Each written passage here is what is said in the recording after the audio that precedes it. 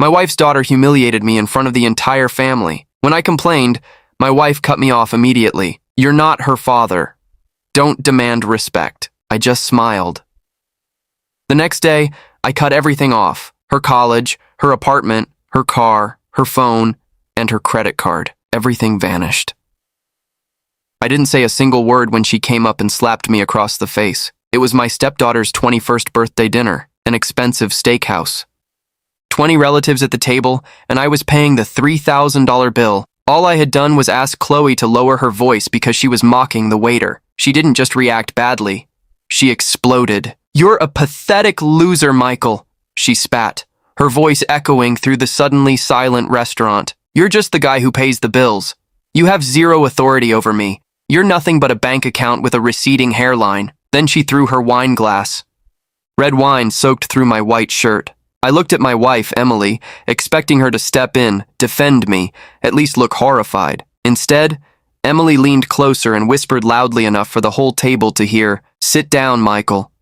You're embarrassing her. You're not her father. Don't demand respect from a girl who owes you nothing." The table burst into laughter.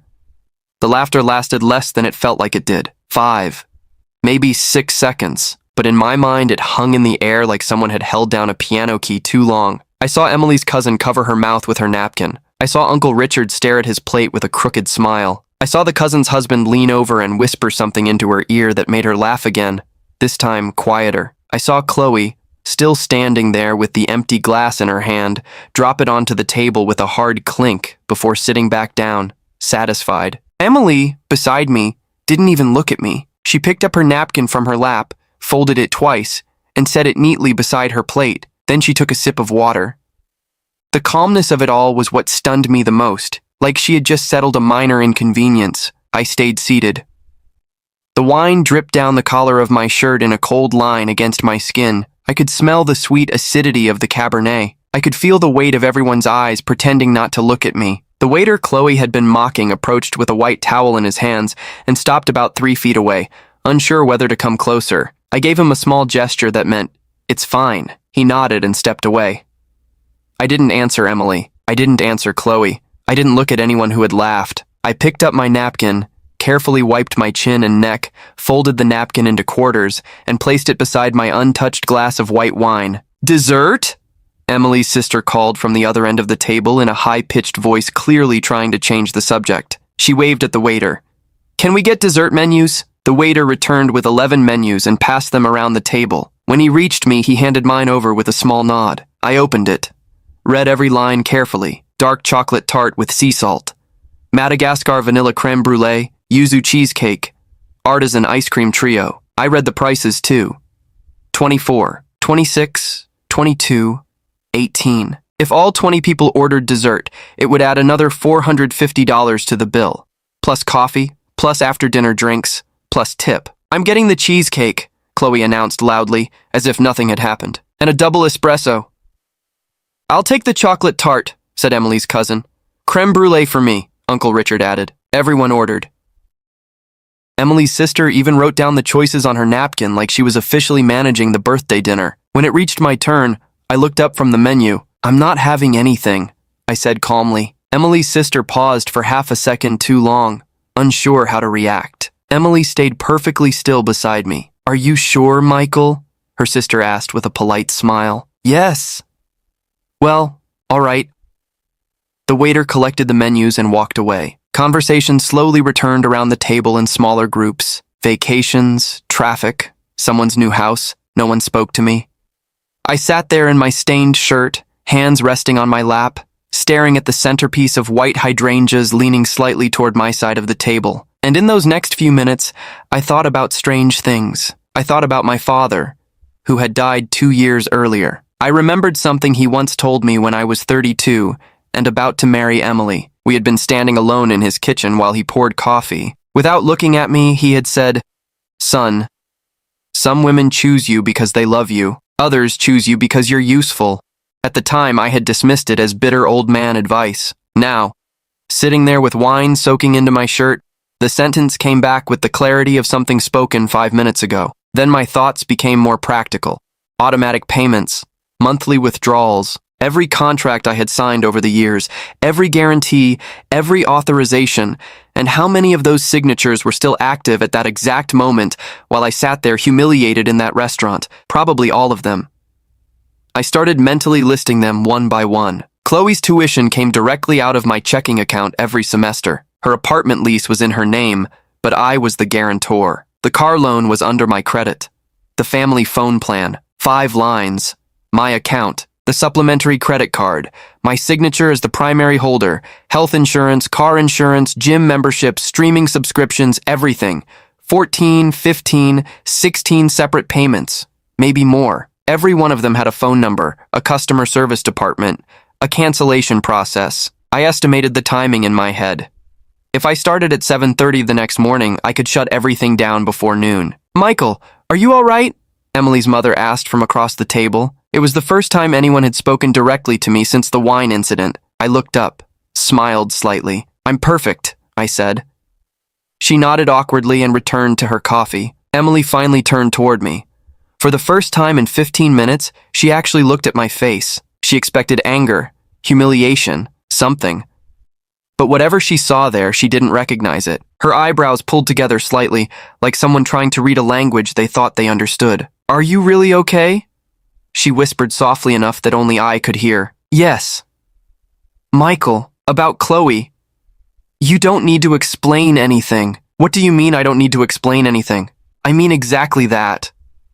She stared at me, waiting for more, waiting for me to accuse her, defend myself, raise my voice, give her something she could respond to.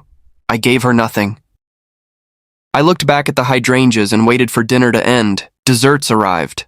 I didn't eat. Coffee arrived. I didn't touch that either. When the waiter discreetly slid the check beside me, exactly as arranged earlier that night, I glanced at the total, $3,047. I pulled out my card without looking at the itemized receipt, placed it on the tray. The waiter returned a few minutes later with the slip to sign. I signed it, put the card back into my wallet. Then I left $200 in cash on top of the bill. That was the last bill I was ever going to pay for them. I didn't say it out loud. Not to Emily, not to Chloe, not to anyone. I said it only inside my own head, with the same calmness I had used while reading the dessert menu earlier. Dinner ended a little after 11. People started standing, putting on coats, hugging each other near the entrance. Someone suggested a group photo. Emily's sister organized everyone against the back wall. Chloe stood proudly in the center, still glowing with birthday girl arrogance. Emily stood beside her. Someone motioned for me to join. I walked over and stood at the far right side, as far from Chloe as possible, Emily between us. The cousin's boyfriend held up the phone. 1, 2, 3, I smiled. The picture was taken. Afterward, Emily's mother walked over and hugged me. She squeezed my shoulders affectionately, the way she always did, and whispered, "Don't take Chloe seriously. You know how she gets when she drinks." I lightly returned the hug with one hand, smiled politely, said nothing. The three of us left the restaurant together. Chloe walked several steps ahead, laughing into her phone with one of her friends. Emily walked silently beside me. When we reached the car, Chloe climbed into the back seat without waiting for anyone to open the door. "You driving?" Emily asked. "Yes." I drove the 25 minutes home without saying a word. Emily stared out the passenger window. Chloe stayed on her phone the entire ride. When we pulled into the garage, Chloe got out first and walked into the house without saying goodnight, straight upstairs. Emily stayed seated in the car for another moment. "You coming in?" I asked before she could. The normal question would have been the opposite. She looked at me strangely. "Yes, of course." We went inside. Emily headed upstairs to change. I remained in the kitchen, still wearing the wine-stained shirt. Some parts were damp. Others had already dried stiff against the fabric. I opened the refrigerator. Wasn't hungry. Closed it. Poured myself a glass of water and drank it slowly while staring out the kitchen window into the dark backyard. When I finally went upstairs, Emily was already sitting on the bed in pajamas with her phone in her hand. She looked up when I entered. "Aren't you going to change?" "I'm taking a shower first." "Michael, listen." I waited, expected an apology. A softer explanation, something. Instead, she said, "Tomorrow you need to talk to Chloe. Apologize to her. This can't keep going with both of you angry. She's very sensitive." I looked at her. Didn't answer. Walked into the bathroom. Closed the door. Dropped the stained shirt onto the floor. The shower lasted longer than usual. When I came back out, Emily was asleep, or pretending to be. At that moment, both possibilities felt exactly the same. I put on pajamas, climbed into bed on my side, and stared at the ceiling for nearly an hour. I didn't think about the humiliation, didn't think about the laughter, didn't think about Chloe's words or Emily's. I thought about the list. 14, 15, 16 separate accounts, customer service numbers, business hours, the most efficient order for the calls, the university first because it opened earliest and mattered most, then the bank to stop the automatic payments before Emily noticed anything, then the leasing office, then everything else. At 5:30 in the morning, I got up, dressed quietly in the dark bedroom, took my keys, my wallet, my phone, didn't look at Emily. I walked downstairs barefoot, put my shoes on in the kitchen, and left. I drove to my office, arrived at 6:10. The night security guard greeted me like it was any ordinary day. I took the elevator to the 11th floor, turned on only the lamp at my desk, started my computer, opened a blank spreadsheet, and began writing the list. When I finished, it was 6:42 a.m., 16 exact entries, 48 minutes until the university treasury office opened. I got a cup of water from the hallway dispenser, returned to my chair, looked at the list, looked at the clock, waited. At 7:31, I made the first call, the university. A woman with a pleasant voice answered on the second ring. I gave my name, the student account number, the last 4 digits of my card. Then I told her I was withdrawing my authorization as an external payer, effective immediately, and that any remaining tuition balance would need to be handled directly with the student. Would you like to speak with an advisor before proceeding? No. You understand this may affect the student's academic standing? Yes. Are you absolutely certain? Yes. 3 minutes and 40 seconds. I hung up. At 7:40, I called the bank, canceled the automatic payments, the car, the insurance, the gym, streaming services, the phone plan.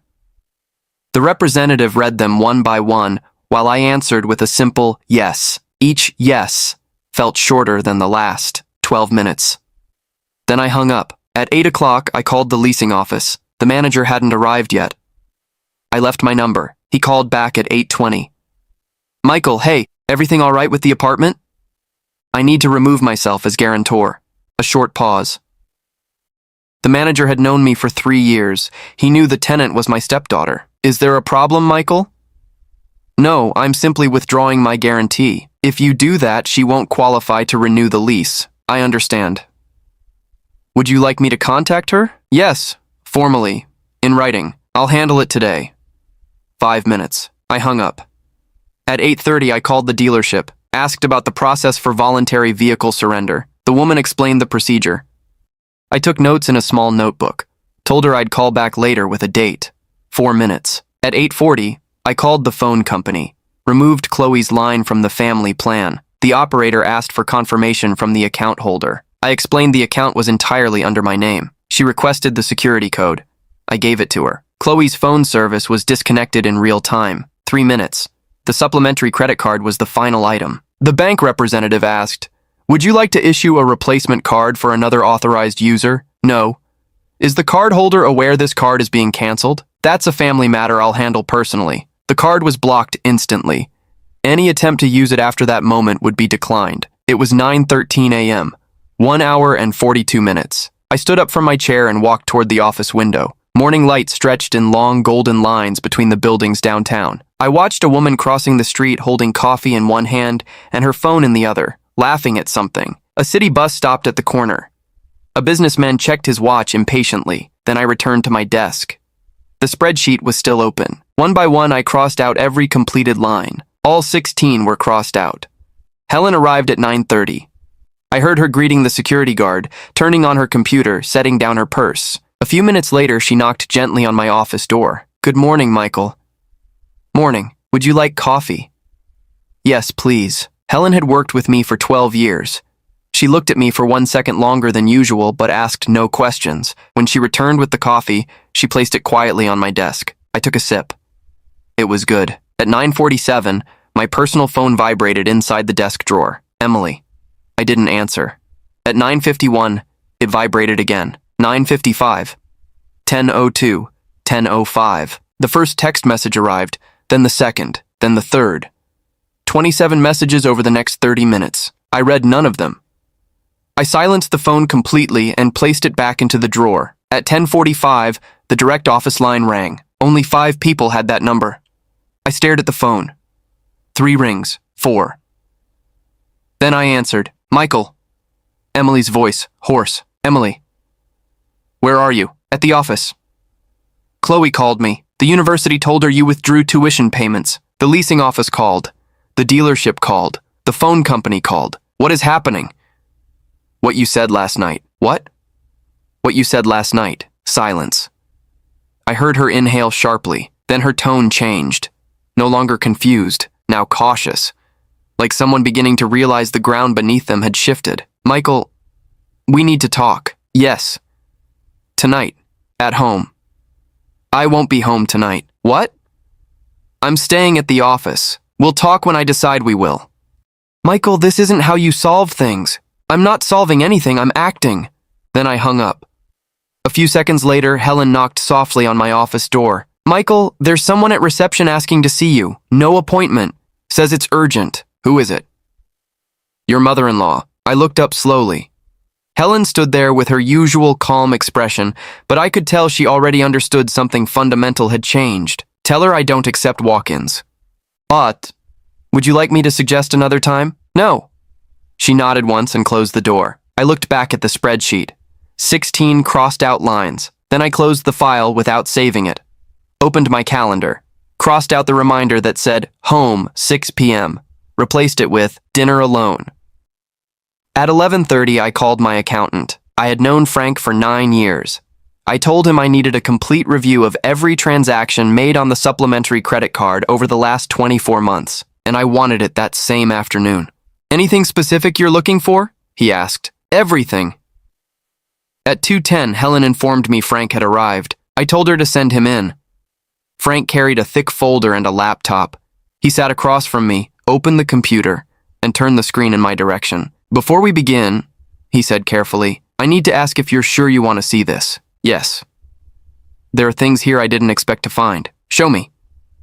Frank pointed to the first column. Charges well above the normal spending limit, repeated over 23 months. At first, they had been small, then larger, boutiques, restaurants, luxury hotels, spas, a cosmetic clinic, a travel agency, an online course that cost $4,000 and had never been completed. How much total? I asked. $42,800. In 2 years? 23 months. I stared at the screen. Oddly enough, I didn't feel anger. I felt clarity.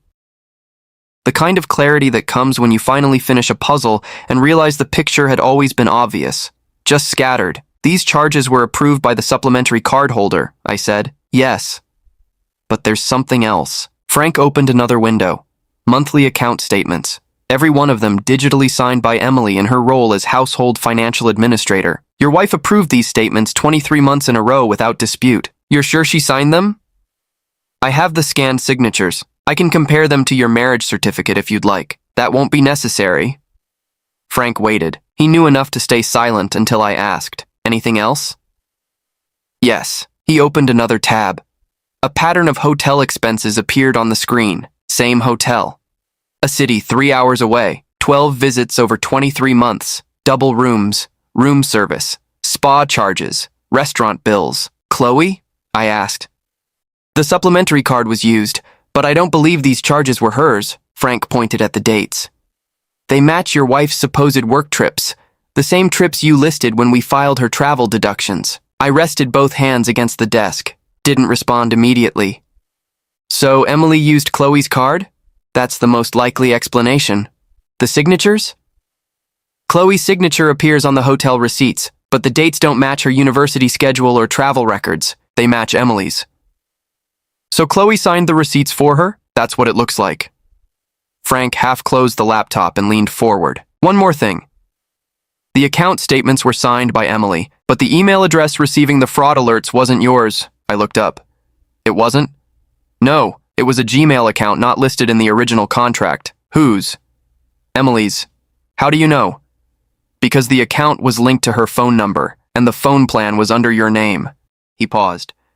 When you shut off the phone plan this morning, the security verification failed, and all pending alerts automatically rerouted to the primary account holder, me. This morning, Frank continued, your personal inbox received every pending alert from the last 6 months. I opened my personal email. 29 unread alerts sat there grouped together by date, charges above spending limits, potential unauthorized activity, late payment reminders. Transactions categorized as lodging and entertainment. I closed the inbox without opening them individually. Frank.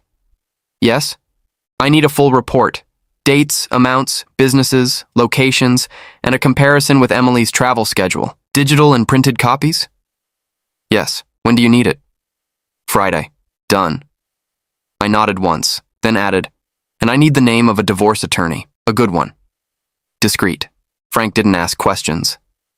He pulled a sheet of paper from his folder, wrote down a name and phone number, then slid it across the desk. She's the best in the city. Tell her I referred you. Thank you.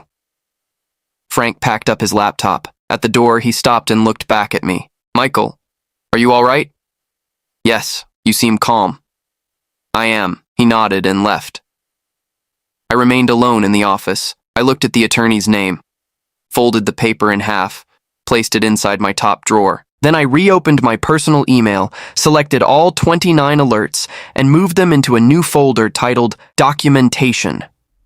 At 4:30, Helen knocked again. Michael, the reservation for 7 o'clock has been confirmed. Table for 1. Thank you, Helen. One more thing. Your wife called 4 more times. I told her you were in meetings all day. Thank you. Helen lingered at the doorway for a second. Do you need anything else? Not right now. She closed the door. I reopened the drawer, took out the folded paper, dialed the number. The attorney's assistant gave me an appointment for Thursday at 10 in the morning. I slept at the office for 4 nights. The 5th night, I stayed at a hotel. The 6th night, too. Thursday morning at 10, I met the attorney. Her name was Margaret. She greeted me with coffee and a yellow legal pad. I handed her Frank's folder. She reviewed everything silently for nearly 20 minutes. Finally, she looked up. Michael, with what you've brought me, this divorce can be clean or devastating. Your choice. Clean. Are you sure? You have grounds for much more. I don't want more. I paused. I want it finished. Margaret nodded and started taking notes. We spent the next few hours working through the terms. At 2 o'clock that afternoon, Helen called the new phone I had asked her to get for me. Michael, your wife is here. Alone? She's with Chloe. I thought for a moment. Tell them I'll see them in 15 minutes. Small conference room. Not my office. I arrived at the office at 2:22. Emily and Chloe were sitting side by side at the small conference table, each with a glass of water. Emily stood when I entered. Chloe didn't. Michael, thank you for seeing us, Emily said. I sat across from them. Didn't answer. Chloe wants to say something. I looked at Chloe. Her arms were crossed tightly. I'm sorry about the wine, she muttered without looking directly at me. I was upset. I didn't think about what I said. All right, she blinked. All right? Yes. She waited. Emily waited too. Both of them expected more. I gave them nothing. So now what? Chloe asked. What do you mean? Are you giving my stuff back? No. Her expression hardened immediately. What do you mean, no? I mean exactly that. I folded my hands calmly on the table. You or your mother can pay for college. The apartment lease is canceled. The car gets returned next week. The card stays blocked. If you want a phone, open an account under your own name. Chloe opened her mouth, then closed it again. She looked at Emily. Emily looked at me. Michael, you can't do this. It's already done. She's our daughter. She's your daughter. I held Emily's gaze. And she's 21 years old. Emily took a slow breath. Her tone changed completely. Soft now. Careful. Michael, I know you're hurt because of the birthday dinner. I'm sorry. Truly. What I said was wrong. I looked at her steadily. Emily, I said quietly, do you recognize the charges from the Alameda Hotel? Everything in her face froze. Chloe looked between us. What? She asked. The Alameda Hotel? 12 visits over the last 23 months, I continued calmly. Paid using Chloe's supplementary card. Emily didn't answer. Chloe's eyes widened. Wait, was that the Sedona trip, Mom? The one you said was for work? Emily kept staring at me. Her face had changed. No longer the face of someone trying to negotiate. Now it was the face of someone calculating exactly how much I knew. Michael, she said carefully, that's something we can discuss another time. There is no other time. We can talk privately. We talk now, or we don't talk at all. Emily swallowed. Michael, I stood up. Margaret, my attorney, will contact both of you sometime this week. I looked at Emily first. For you, regarding the divorce, then at Chloe. For you, regarding the unauthorized charges on your card. $42,800 over 23 months. What? Chloe nearly shouted. Unauthorized charges? What are you talking about? The receipts you signed. I didn't sign anything. Yes, you did. Every hotel receipt, every boutique purchase. I kept my voice level. Your signature appears on every document. If you claim those weren't yours, then it becomes identity fraud and potentially a criminal matter. If you admit they were yours, then it becomes debt. I paused. You can decide which one it is. Chloe stared at her mother. Emily didn't look back at her. Mom, Chloe whispered. Say something. Emily said nothing. I walked out of the conference room and returned to my office, closed the door behind me. A few minutes later, Helen appeared quietly. They left. Together? Yes. But they were arguing. At 6 o'clock, I received a message from the leasing office. The apartment lease would not be renewed. The tenant had until the final day of the month to vacate the property. At 7:30 that night, Emily called my new number. Michael. Emily, are you coming home? No, Chloe has nowhere to stay after the 1st of the month. She can stay with you. Michael, that's your home too. No, I leaned back in my chair. That house was purchased by me in cash before we got married. It's in my name. And I'm selling it. Silence. Long silence. Finally, she asked quietly, When did you decide all this? I closed my eyes briefly. Emily, I didn't decide this in 1 week.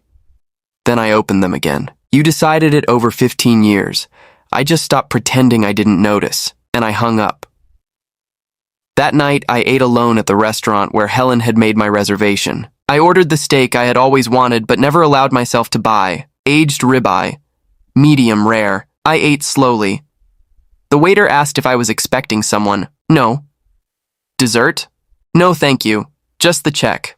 I paid with my primary card, left cash on the table for the tip, then walked out alone. Margaret called Tuesday morning. Emily had hired an attorney, a well-known one. The first meeting between both legal teams was scheduled for Friday. Michael, Margaret said, your wife wants to negotiate before the hearing. She's asking to speak with you privately. What for? She didn't say. What do you recommend? That you hear her out once, with me present. I agreed. The meeting was scheduled for Wednesday at 5 in the afternoon at Margaret's office. I arrived 10 minutes early. Emily was already there, alone. No attorney. She wore a dark blue dress I had never seen before. Her hands rested stiffly in her lap.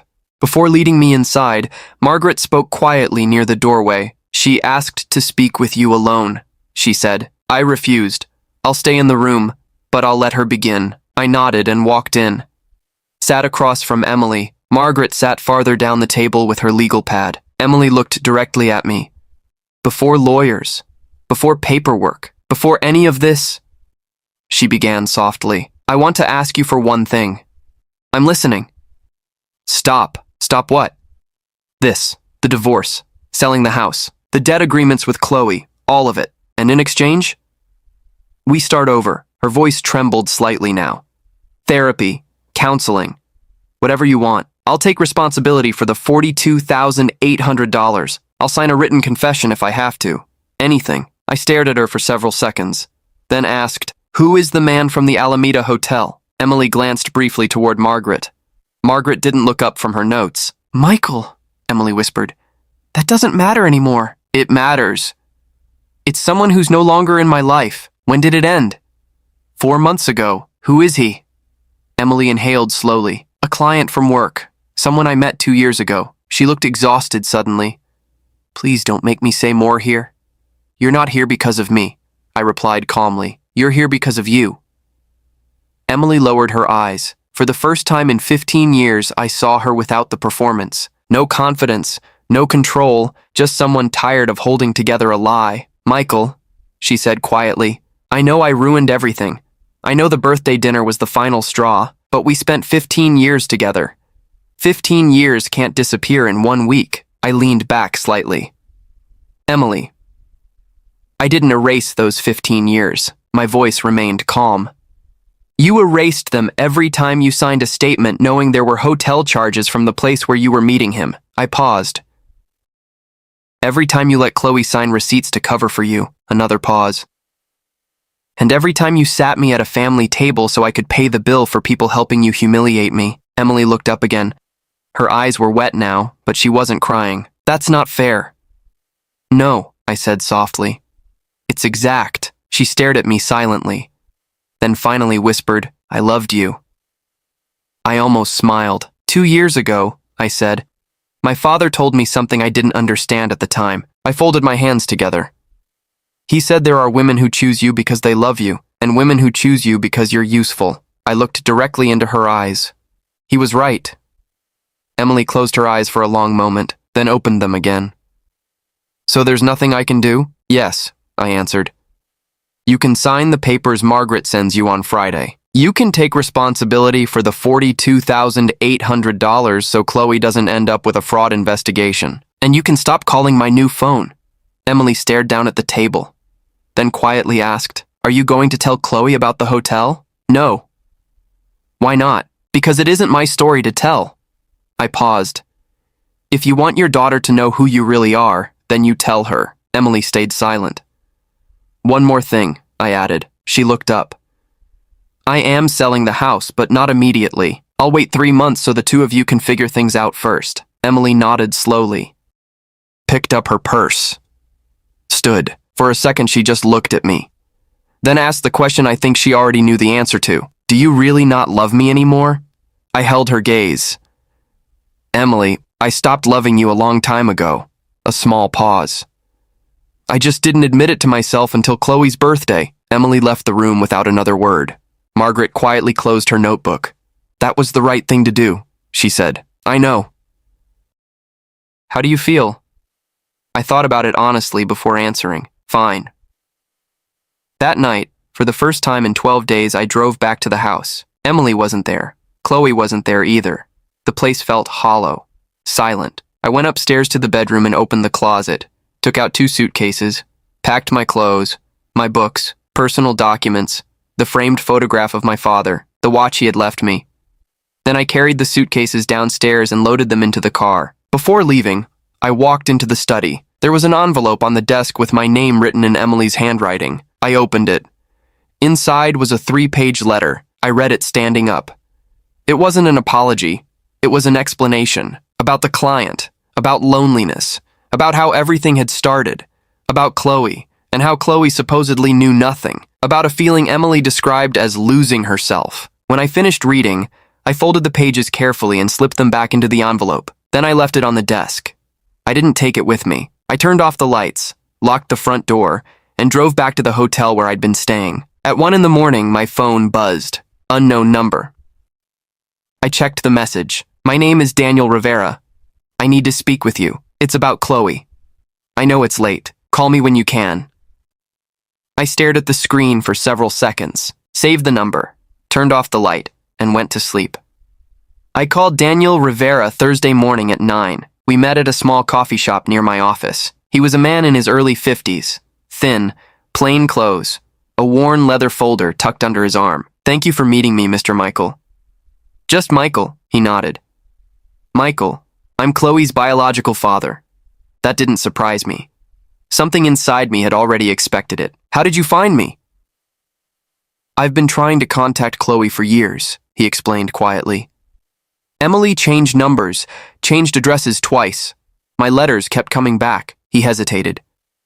Last week, I saw a leasing notice connected to your name. It mentioned the guarantor for my daughter's apartment had withdrawn support. I found your company after that. What do you want from me? Nothing from you, he said immediately. I just want to know if Chloe even knows I exist. She doesn't.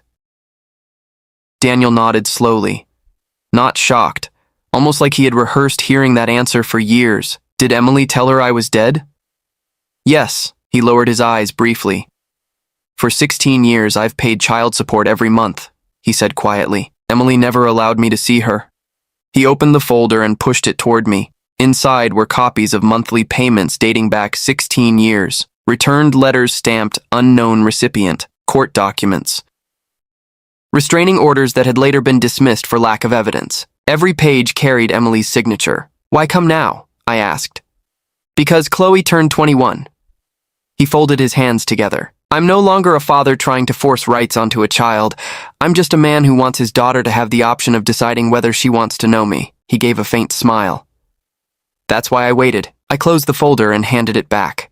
Daniel, I'm not the person who should give Chloe this information. It isn't my story. I understand. I thought for a moment, then nodded slowly. I'll give you my attorney's number, Margaret. She can explain how to contact Chloe legally without going through Emily. Daniel's expression softened immediately. Thank you. One more thing, I added. When Chloe meets you, if she chooses to, my name stays out of it.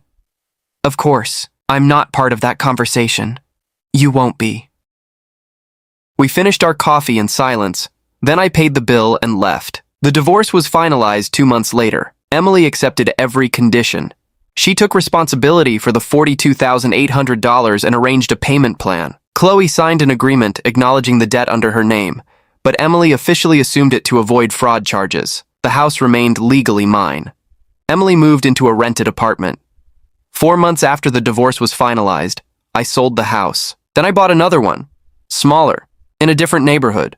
No memories attached to it. Chloe got a job as a cashier, then another job at a coffee shop. Later, she enrolled in a public university with a partial scholarship. She paid the remaining tuition herself while working. Daniel and Chloe met 6 months after my conversation with him. Margaret had guided him through the legal process exactly as promised. Chloe called me the same afternoon she met him. It was the first time she'd called me since the conference room. Michael! Chloe, I met my biological father today. I know. Silence. Then, you knew? Yes. For how long? Since before your mother signed the divorce papers. Why didn't you tell me? Because it wasn't my place to. A long pause followed. Then she asked quietly, Can I buy you coffee sometime? Yes. We met the following Saturday. Chloe arrived 15 minutes late. She wore simple clothes, no makeup. She looked thinner, older somehow. She didn't hug me. Hi, Michael. Hi, Chloe. She sat down and ordered black coffee. She didn't talk about Daniel, didn't talk about Emily either. She talked about work, classes, the tiny room she was renting near campus. I listened. When the coffee was nearly finished, she reached into her bag and pulled out an envelope, set it on the table between us. What's this? The first $250 toward the $42,800. I looked at the envelope. I know my mother is paying it, Chloe continued quietly, but I want to pay you back myself, month by month, every dollar. Chloe. Please, Michael. I studied her face for several seconds, then took the envelope and slipped it into my coat pocket. One more thing, she said softly. I don't know if you'll ever forgive me for what I said at my birthday dinner. She swallowed hard. But I've spent 6 months thinking about those words, and I still can't find a single reason why I thought I had the right to say them. I didn't answer immediately. Finally, I said, I don't have to forgive you. She looked up. I just need to be able to look at you without feeling what I felt that night. A pause. And today, I can. Chloe nodded slowly, didn't cry. When the check arrived, she paid for her own coffee. We walked together to the parking lot afterward. Before leaving, she extended her hand toward me. I shook it. Thanks for coming, Michael. Thanks for calling, Chloe. I drove home. The new home. Parked in the garage, went upstairs, opened the kitchen window, made myself dinner, and ate alone at the table with my father's photograph leaning against the wall across from me. At 8 o'clock, Margaret texted me. Everything finalized. Final documents are in your email. I replied, Thank you, Margaret. Then I turned off my phone. Poured myself a glass of wine and raised it slightly in silence, not toward anyone. Just a small gesture above the kitchen table. The stained white shirt was still inside a drawer at the office. I had never thrown it away. Never shown it to anyone. Never used it against anybody. It stayed there folded neatly. A reminder of the final night of something that had already died long before the wine ever touched the fabric. I took the first sip, and it tasted just fine.